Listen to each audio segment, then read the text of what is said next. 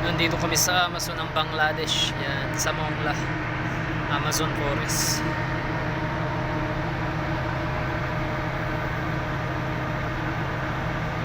Grabing bakawan nila.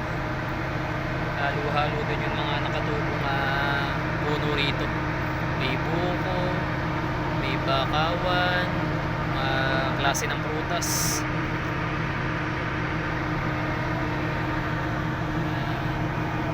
Dito kami ngayon naka-anchorage sa river ng Bangladesh. Tapos na yung diskarga, waiting na lang kami for departure Singapore. Yan.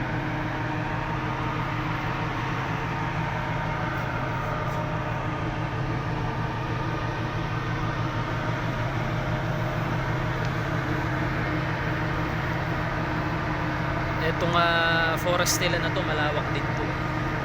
Underdeveloping pa, pero napakaraming barko na nagpapasok dito na international vessel. Nag-aangkurahe dito ang pinaka area nila for discharging. Underdeveloping pa. Napakalawak na tong river din nila. Yan. Tapos hindi lang yun, malalim din. Nasa 7 meters to 13 meters ang lalim ng depth ng river nila dito. Kaya nakakapasok ang international vessel. Pero bago kami rito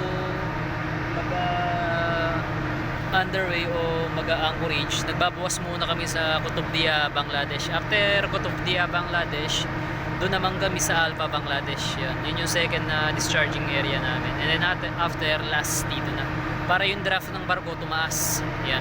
Hindi kami mabahura. Kasi ang draft ng barko namin dito is 13 meters.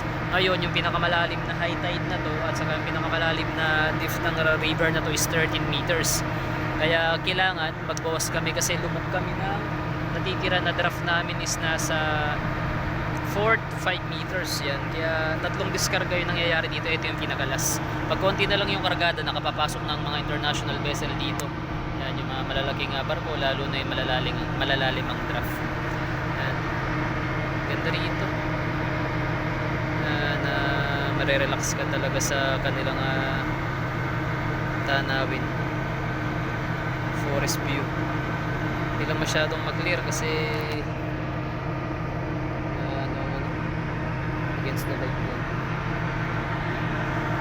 Okay guys, yan, nailikod ko na kayo dito sa Mongla River. Yan, medyo malayo pa to sa pinaka-main nila na city, pero ito yung pinaka-way din para papunta sa Dhaka City ng Bangladesh.